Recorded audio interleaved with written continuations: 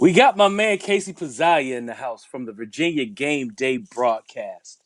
We're going to talk some UVA basketball. We're also going to talk some Virginia baseball. Big game tonight, though. Is UVA ready to break out of this slump? You are Locked On Virginia, your daily podcast on the Virginia Cavaliers. Part of the Locked On Podcast Network, your team every day.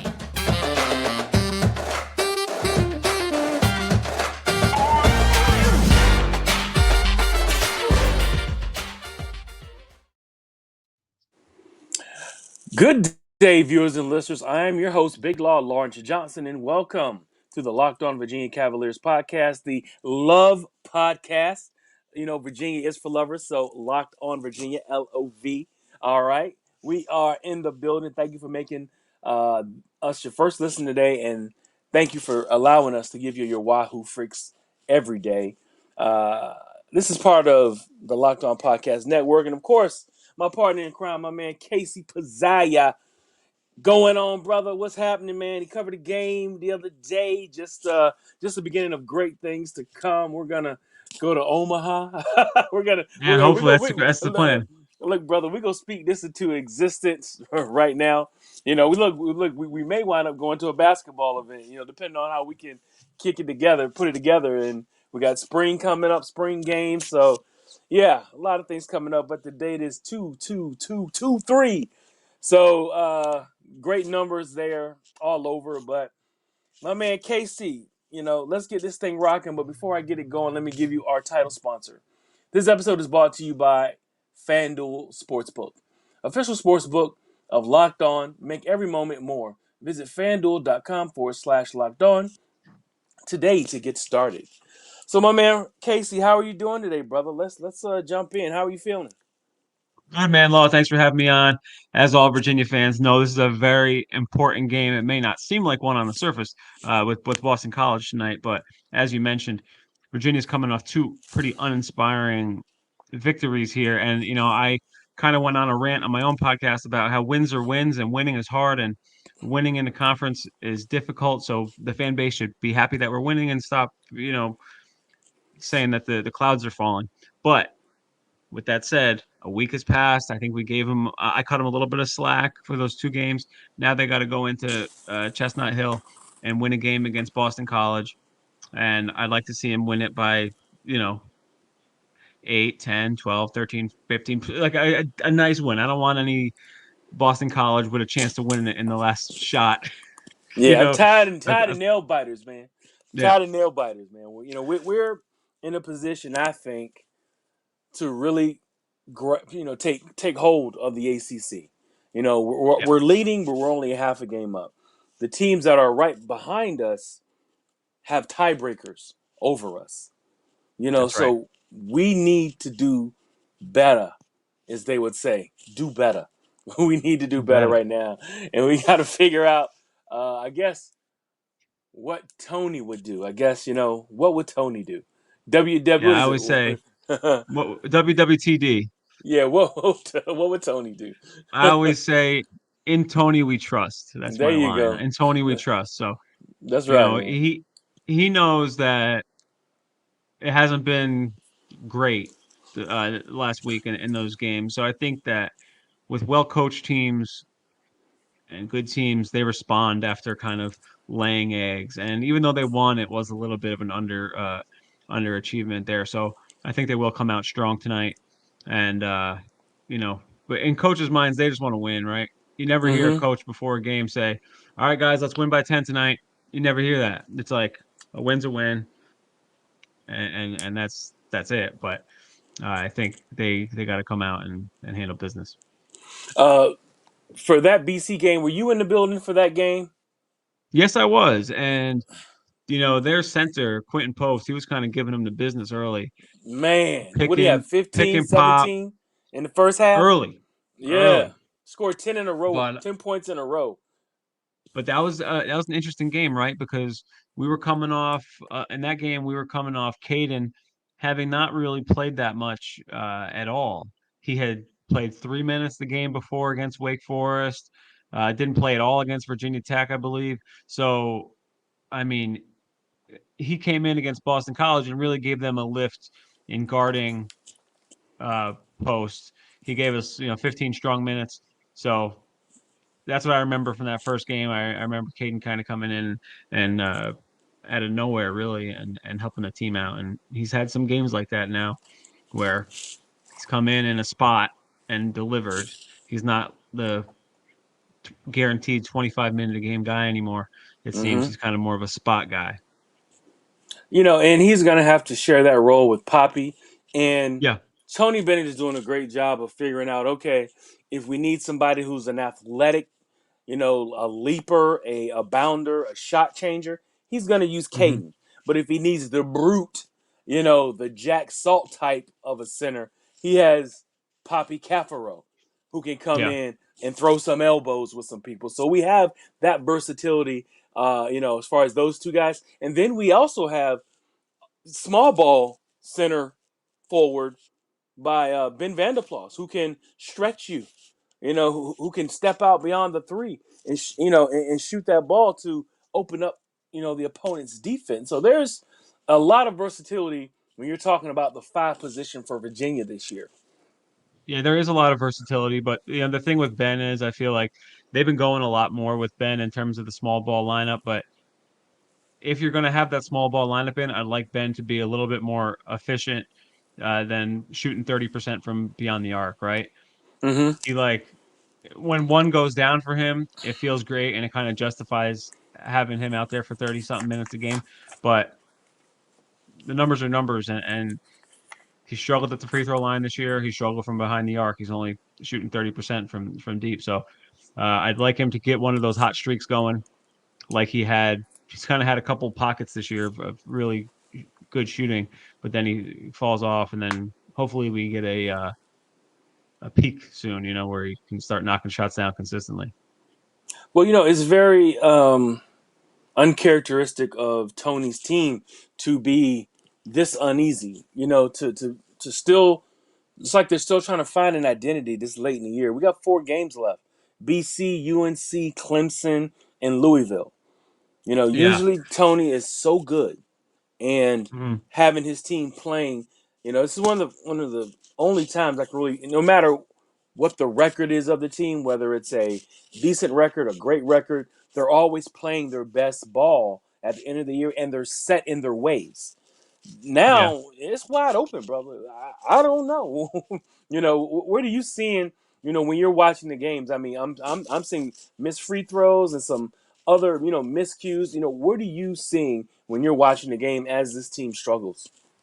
Well, the strength of our team certainly is our guard play with Reese Beekman and Kihei Clark. And Reese Beekman mentioned in his post game last week that he's still not 100%. He said it was 90, 95%. So I'd love him to get to 100% and have that uh, playmaking ability and all that back. But definitely the strength of the team is in our guards, and not just Kihei and Reese too. Isaac McNeely, I would love if he was shooting 5 or 6 threes a game instead of the 2 or 3 that he's been shooting. He is money. It's a beautiful shot, quick release. I'd love to see him kind of get. He probably has the green light, but he's just not shooting as much. But I'd love to see him getting 5 or 6 looks a game from beyond the arc. Ryan Dunn obviously has been a huge lift for us defensively. Now, the only problem is with Ryan Dunn is besides the lob here and there or the fast break dunk, he's not giving you a lot on offense. It's almost a zero where he can keep the swing going, moving the ball, but he doesn't have maybe the seasoned veteran attitude of going out there and making plays yet. But on defense, he is a stone cold killer, and he's definitely going to be once his offensive game develops. I think he's an NBA player. Um, and with the big guys, I think with like the Caden, Poppy, Ben portion, I think that's probably been the place where we've fallen off a little bit, and I think that's underachieved a little bit this season. Kind of where we started off at a certain place in the analytical world, like number 5 in Ken Palm. I think it's been a little bit of the front court has been the problem there. Gotcha. You said something about my man Ryan Dunn being an NBA type talent. But let me Hmm. tell you, about one of these NBA partnerships we have. This is the midway point of the NBA season. It is here, and now is the perfect time to download FanDuel, America's #1 sportsbook, because new customers get a no sweat first bet up to $1,000. That's bonus bets back if you do not win. Just download the FanDuel Sportsbook app. It's safe, secure, and super easy to use. Then you can bet on everything from money line to point scores and threes drained. Have you done any sports betting, Casey, at all? Have you Oh tried yeah. any? Okay, have you Um, tried the FanDuel big yet? time. Okay, I have FanDuel, and okay, I've been on a hot streak lately, so got to keep that beautiful. going tonight. Beautiful. Appreciate that. They also have player props, points, rebounds, assists, etc. And they also have exclusive bets like 2 for 3, two three-pointers scored in the first 3 minutes. Who will it be? Plus, FanDuel even lets you combine your bets for a chance at a bigger payout with a same game parlay. So don't miss the chance to get your no sweat first bet up to $1,000 in bonus bets when you go to fanduel.com/locked on. That's fanduel.com/locked on to learn more. Make every moment more with FanDuel, an official sports betting partner of the NBA. Thank you again for making Locked On Virginia your first listen every day. Make sure you check out our brand new podcast, Locked On College Basketball. Everything you need to know about college basketball in one place. Plus, hear from big names, experts, insiders, coaches, and players. Locked On Virginia, Locked On College Basketball, available on YouTube wherever you get your podcasts. So my man Casey, man, so we're, trying to dissect what's been going on with this Virginia team, why they're struggling. Um, and I can jump right off, and let you know that free throw shooting, which is something, what do they call it? This is wicked.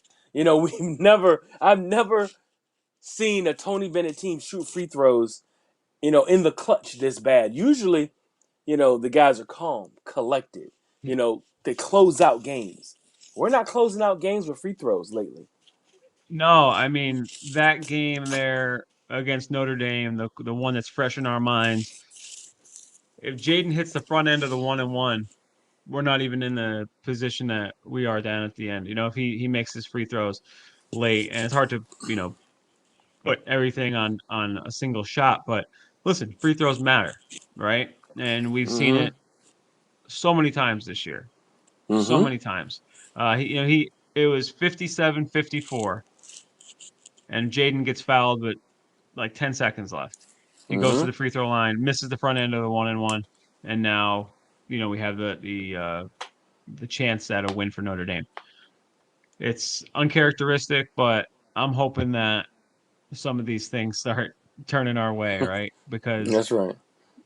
a guy like Ben, who's shooting 57% from the line, he shot 72% from the line last year. He shot 77% the year before that. So it's there. It's just something, these things come and go. It's kind of like having the yips or something, right? That it's like Yeah. these things come and go.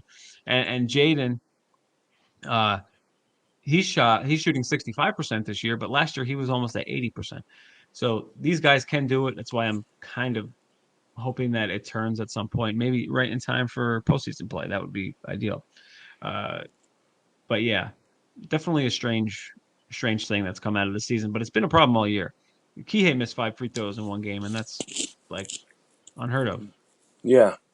Really unheard of. I mean, and they're missing free throws at critical points of the game. Sure. And at the end of the end of the game, they're trying to close out. They're on the 1-and-1. Trying to get up 2 possessions, 3 possessions. Clang. They're clang. I mean, they're just not concentrating. I think it's a concentration thing. It's a focus thing. It's a Yeah. maybe a calm energy thing. They're not they're not rested. Maybe not rest is not the good word, but they're not calm. They're not calm when they go in because they're off. I mean, they're and it's and it's moved through the team like a plague. You I know, mean, they were 9 of 22 against Duke. 9 of 22. That is uh, like unheard of. Unheard of. It's and like you said, Armand was 2 of 5. Ben was 5 of 11. Isaac missed his free throw. Kihei missed two. So yeah, it kind of spreads like wildfire. In baseball, they say hitting is contagious. Well, it we've really seen that is. missing free throws is contagious too. So right the ship there, and in addition to free throws against Notre Dame, the game we just squeaked out by 2 points, we missed about 10 chippies, like Bunnies. right at the I call basket. them bunnies. Yeah, We're blowing bunnies yeah. left and right, man. I mean, Isaac missed one, Jaden missed a couple, Kihei missed a couple, Reese missed a couple, Ben missed a couple. It was like, whoa, my lord, we're leaving points on the board here, and I think that's the easiest thing to point to when you say, why did we beat Notre Dame by two? They Notre Dame played good, but they didn't shoot the lights out or anything. We missed our bunnies, and we didn't hit our free throws, and we didn't come up in the clutch, and that stuff comes back to haunt you. These guys are on scholarship. They're ACC teams. They're good coaches. It's going to happen. That's right. I'm thinking if we could, you know, just find out, where our break is in our concentration, figure that out. And I get it. 3-point shooting can be sometimey. Sometimes you're going to be hot. It's streaky. With an entire team, we were shooting 40%. You know, even with all of the hard times we're having shooting the three, we're still at 37%. So Mm-hmm. even though 3 percentage points were down, that's a lot. But Yeah, I mean uh huh. that 37% is still good for top 40 in the nation. Mm-hmm. With our free throw shooting, our 70.4% is 226th. So yeah, you're right. It's like definitely an issue. And we usually, shoot, close to the 40s based off of this year, how the Mm-hmm. team has been. And then free throw shooting, we're way down, at 72%. Oh no, 70%. We're shooting Mm-hmm. 70% from free throw line. That's unacceptable for a University of Virginia program. The saving grace, of course, is we're not turning the ball over. That is the That's right. saving grace. We're number 6 in turnover percentage, and we're number 1 turnover to assist ratio in the nation. That's the only saving grace, and they've done a great job. I got to give them credit also for driving to the bucket. Now, 3 years ago, anything after 2019, they would have stayed outside and continued to chuck 3-pointers and then just lost the game because they're just taking too many outside shots. This year, they're actually driving to the bucket. Now, whether or not, they get fouled, and when they do get fouled, they're making their free throws is another story. But they're at least trying to get in the paint, get closer shots when they realize that their shots are off. That is a sign of a Yeah. winner. They've been passing well too. Ben, as a big guy, he may not be Oh, shooting the ball great, but he's a great passer.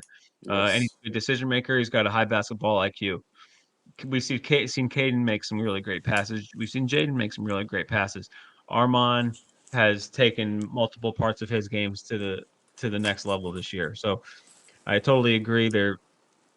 I mean, as far as assists go, I think they're assists to field goal made. They're number two out of every Division I basketball team out there. So they're swinging it. They're moving the ball and they're finding guys in the right spot. It's just we probably could have a little bit more if we were making some of these easy buckets later. Yeah, a lot of these games wouldn't be as close as they are. I mean, right now they're averaging 69 points and they're giving up 60 points, so they're almost at a 10-point differential. When per game. Imagine if they were making free throws. If Well, they were not blowing bunnies. yeah, let's get those out of the way now, though, right, Law? Let's get That's those right. missed free throws That's and right. bunnies out of the way now. So when we are in the tournament and when it really really matters, we can make all of them because the That's right, man. basketball Did gods will even everything out. That's right. Are you going to Greensboro? We usually try to. I haven't made any plans for it yet, but I mean, I We'll got see. my media request to go to Put it in. Greensboro to cover the green. Well, I don't know if I can make it. I may need if you're interested in that, let's talk offline. Okay, for sure. If you want me to put your name in for us and you want to cover some basketball in the press box as well. But yeah, it's definitely an interesting end of the year for this basketball program, and I'm excited to see what Tony comes up with next. It's all usually a Virginia team is so consistent. You kind of know what you're going to get: tough defense, Mhm. free throw shooting, heady play, ball movement. But now it's like, are we going to hit threes? Are we going to hit free throws? Is the defense going to be shut down? Yeah. Is Reese going to be okay? Is Armand Franklin going to consistently shoot his three? You know, Mhm. it's a different world right now when we're talking UVA basketball. Usually, the model of consistency is no more, but they're winning. So we'll take Yeah. the winning. We got a lot of ways to win and a lot of ways to lose. Hmm. That's right. That's right, man. That's right. So the game is at 7. Make sure you guys get to. I think it may be on the ACC network. Make sure you get Nope, it's local today, so it'll be on Masson probably because I know it's not Masson. on. It's on your local regional sports network. So let me Oh, fire. that I'm is pretty sure it's Masson for Masson. us here in Hampton Yeah, that's Roads. Masson for me too. So if you're a local Virginian, it'll be Hmm. on Masson. Otherwise, you could jump onto your ESPN app and fire it up that way. Yeah, make sure you guys get your beverage of choice, get settled, get your popcorn, get your wings, you're ready to go, because the show's coming on. Speaking of the show, we'll talk about the football show really quick. Are you ready for spring football? Oh yeah, I'm ready to roll. I was out eating last night and I saw Lee Dudley, the long snapper. Okay. So that made me think Okay. of football yesterday and ready to see who our quarterback is. It's either Woolfolk or Musket, right? Man, we got some talking to do, brother. Yeah, I'm sure. Yes, it's gonna We'll be get to that interesting. another day. That's right. That's right. But yeah, let's go and get to our last segment, which is Casey at the plate, his Oh, baseball before that, report. let's Yeah, let's do our. Do you want to do our projections? Or you want to do those at the end? you know what? Like, we'll do our predictions. Let me go ahead and get this ad out here. Thanks again for making Locked On Virginia your first listen every day. Make sure you check out our brand new podcast, Locked On College Basketball. Everything you need to know about college basketball in one place. Plus, hear from big name experts, insiders, coaches, and players. Locked On College Basketball available on YouTube and wherever you get your podcast. So let's go ahead, brother. Let's jump into the predictions. Hmm. What you got? What you got? All right. UVA So versus Virginia's gonna BC at BC. What's the line? I don't have the line. Shame on me. I usually would have the Virginia line. by 9. Virginia by Whoa, 9. whoa! And look, brother, I'll tell you, man. I was 69. I don't know if you can see that. Okay.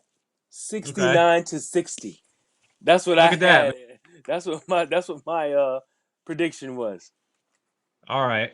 So I'm going to go a little bit lower because I think that they're going to really clamp down on Boston College and try and make a point. Try and make a point that, like in the NC State game, I feel like they made a point defensively. So I feel like Mm-hmm. they're going to try and do that again here. So let me go 58, 48, Virginia. 58-48. Okay. All right. So the defense is back. Yeah. So I like that. I like that, man. So we got it. Make sure you get there and get settled. We got less than an hour before they tip off. My man Yep. Casey. Casey Yes, at the sir. plate. This is Casey's segment. That's my baseball Mm. guy. What's up, brother? You had a game the other day. You covered the Longwood, or yesterday, the Longwood thrashing Whew. of the team. Now, I mean, was it just bad pitch? Well, I guess it's a combination Well, when you're giving up. Or was Virginia well, they just that good at the plate? Virginia's that good, right? And it was Mm-hmm. just a talent thing. Like Longwood and Virginia just aren't even on the same level this year. Last year it was an 8-3 or 8-5 game, so it wasn't like anything crazy. But Longwood this year, yesterday what I saw that was one of the worst performances in Division One baseball I've ever seen. Just a matter of like it didn't even they weren't hustling. It seemed like there was a lot of balls in the outfield that they didn't get to. The wind was blowing, so they missed a lot of pop flies. Longwood, if you saw the highlights on UVA baseball's Twitter, Mm-hmm. Jake Geloff hit a pretty routine ball to center field, and the center fielder was tracking it to the left, and it just bounced off his glove and went over the fence for a home run. So nothing went right for Longwood. They didn't play great. They haven't won yet this year. They were totally outclassed. But Virginia, oh my, this team, and keep in mind they haven't played anyone yet, but Right. they put up 24 runs against Navy. They put up 26 runs yesterday. That's 50 runs in 2 games. And Mm. then they put up a combined 15 in their other 2 games. Their offensive numbers right now are just off the charts. That's what happens when you score that many runs. Right. So they look like adult softball numbers, men's league softball numbers. They're I so know high. that's a good But, analogy. They're just yeah, it's just like double everyone's hitting clutching at the plate. 600. Yeah, Right. everyone's hitting 600. Everyone's got tons of RBIs and doubles. But the one thing that stuck out was we talked earlier about how the pitching staff wasn't exactly proven. A lot of the guys who are going to be starting this year weren't on the team last year, Mm-hmm. and what we've seen through 4 games at least is the pitching staff is up to snuff. Connolly early yesterday started against Longwood. Really nice stuff. He was throwing low 90s, great changeup, struck out 7 batters, and Mm. he got the win. Nick Parker, who was a transfer from Coastal Carolina, he struck out 10 in a game Mm. earlier this year. So all the transfers who have come in, 3 of them have already gotten starts, and they have performed well. And one of the freshmen, first years, got a start, and he didn't allow any runs. So pitching staff is looking good. Is I mean, I was projecting Jay to be the closer. Does that still seem like it's going to be the case, or they're still going to make him a middle reliever? I would say he's going to be the guy. I think it's all lining up for that to be the situation. Okay, so yeah, And, and that's we what I was thinking. when coach talked earlier in the year, he said that last year he wasn't a full-time kind of football player. It was kind of like half and half, but Mm-hmm. it seemed like when he talked about him this year, he said he's going to be more involved in the football program than he was last year. I guess that's what happens when you're projected to be in the running for the QB1 spot. So Mm-hmm. that's the only thing that has me questioning, like if he's going to be the closer, because that's Right. kind of like a bigger role. But I know he's going to get a lot of innings, and I know he's going to perform when he gets those innings. Looking forward to that, man. Him and Coach Elliott and Coach O'Connor said they're working out a schedule so that I Ain't guess that so they something? don't. Isn't that cool? Yeah, Usually, coaches, when you're talking D1 programs, they don't share their athletes. I know, right? They really fight each other. Over their athletes, and they're saying, he's under scholarship for me, and that's it. I'm not letting him go to your workout programs, but thank goodness these guys are willing to work together, and hopefully the both programs can benefit. Yeah, absolutely. Virginia has a 3-game series this weekend against Columbia. So they play at 3 o'clock on Friday, and then I believe 1 o'clock each day over the weekend. So if you guys want to see the team, definitely get out there and check them out.